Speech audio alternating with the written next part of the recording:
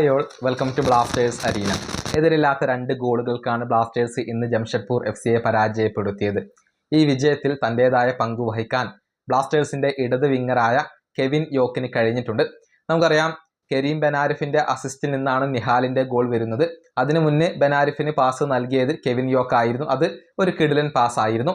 ഏതായാലും യോക്കിന്റെ കാര്യത്തിൽ പലവിധ അഭിപ്രായങ്ങളാണ് ആരാധകർക്കുള്ളത്. ചില മേഖലകളിലൊക്കെ അദ്ദേഹം മുന്നിട്ട് നിൽക്കുന്നുണ്ട്, ചില മേഖലകളിൽ അദ്ദേഹം വളരെ മോശമാണ്. ഏതായാലും ആദ്യം യോക്കിന്റെ ഇന്നത്തെ പ്രകടനം നമുക്കൊന്ന് പരിശോധിക്കാം. അതായത് 90 മിനിറ്റ് ആണ് അദ്ദേഹം കളിച്ചിട്ടുള്ളത്. 50 പാസുകൾ നൽകി, അതിൽ 39 പാസുകളാണ് ലക്ഷ്യത്തിൽ എത്തിയിട്ടുള്ളത്. അതായത് പാസിംഗ് അക്യുറസി 78%. ഒരു ചാൻസ് ക്രിയേറ്റ് ചെയ്തു, ടാർഗറ്റിലേക്ക് ഷോട്ട് ഉതിർക്കാൻ അദ്ദേഹത്തിന് കഴിഞ്ഞിട്ടില്ല. ഓഫ് ടാർഗറ്റിലേക്ക് ഒരു ഷോട്ട്, അദ്ദേഹത്തിന്റെ ഒരു ഷോട്ട് ബ്ലോക്ക് ചെയ്തു എന്നുള്ളതാണ്. ഡിഫൻസീവ് കോൺട്രിബ്യൂഷൻസ് 3 68 ടച്ചുകൾ, ഓപ്പോസിഷൻ ബോക്സിൽ ഒരു ടച്ച് മാത്രം. അതുപോലെ തന്നെ 4 ഡ്രിബിളുകൾ നടത്തി, അത് 4ഉം സക്സസ് ആയിട്ടുണ്ട്. ഫൈനൽ തേർഡിലേക്ക് 2 പാസുകൾ, 4 ലോങ് ബോളുകൾ നൽകി, അത് 4ഉം സക്സസ് ആയിട്ടുണ്ട്.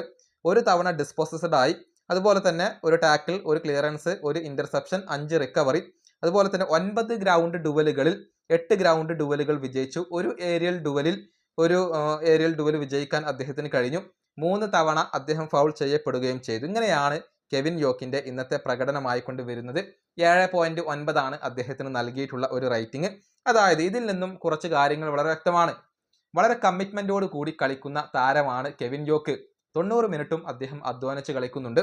ഇനി നല്ല വേഗതയുള്ള താരമാണ് യോക്ക്. കൗണ്ടർ അറ്റാക്കുകൾക്ക് പേരുകേട്ട താരമാണ്. പലപ്പോഴും വേഗതയോടുകൂടി എതിർ ഹാഫിലേക്ക് ഓടിക്കയറാനും എതിർ ബോക്സിലേക്ക് ഓടിക്കയറാനും കഴിയുന്ന താരമാണ് കെവിൻ യോക്ക്. ഇടത് വിങ്ങിൽ ഒരു ചീറ്റപ്പുലിയെ പോലെ അദ്ദേഹം പായുന്നുണ്ട്. ഡ്രിബിൾ വളരെ മികച്ചതാണ്. കാരണം ഇന്ന് 4 ഡ്രിബിളുകൾ അദ്ദേഹം നടത്തി, 4 ഡ്രിബിളുകളും സക്സസ് ആയിട്ടുണ്ട്. അതായത് ഡ്രിബിളുകളുടെ കാര്യത്തിൽ താരം വളരെയധികം മികവ് പുലർത്തുന്നു. അതുപോലെ തന്നെ നല്ല പാഷൻ ഉള്ള ഒരു താരമാണ് ഇദ്ദേഹം. അക്കാര്യത്തിൽ സംശയങ്ങൾ ഒന്നുമില്ല. പക്ഷേ പ്രധാനമായും 2-3 പോരായ്മകൾ അദ്ദേഹത്തിനുണ്ട്. ഷൂട്ടിങ്ങിൽ അദ്ദേഹം വളരെ മോശമാണ്. അദ്ദേഹത്തിന്റെ ഷോട്ടുകൾ ഒന്നും തന്നെ ടാർഗറ്റിലേക്ക് പോകുന്നില്ല എന്നുള്ളതാണ്. പല ഷോട്ടുകളും വളരെ ദുർബലമാണ്. അത് വലിയ ഒരു പോരായ്മയാണ്. അതുപോലെ തന്നെ ക്രോസ് വളരെ മോശമാണ്. അതായത് ഫൈനൽ തേർഡിലേക്ക് പാസുകൾ നൽകുമ്പോൾ, അതല്ലെങ്കിൽ ക്രോസുകൾ നൽകുമ്പോൾ അത് വളരെ ദുർബലമാണ്. നല്ല രൂപത്തിൽ അദ്ദേഹം മുന്നേറ്റം നടത്തുന്നു, പക്ഷെ യാതൊരുവിധ ഇമ്പാക്റ്റും ഉണ്ടാകുന്നില്ല. അതാണ് കഴിഞ്ഞ കുറേ മത്സരങ്ങളിലായിക്കൊണ്ട് അവസ്ഥ. അതിന്റെ കാരണം ഫൈനൽ തേർഡിലേക്കുള്ള പാസുകളും അതുപോലെ തന്നെ ക്രോസുകളും വളരെ മോശമാണ് എന്നുള്ളതാണ്.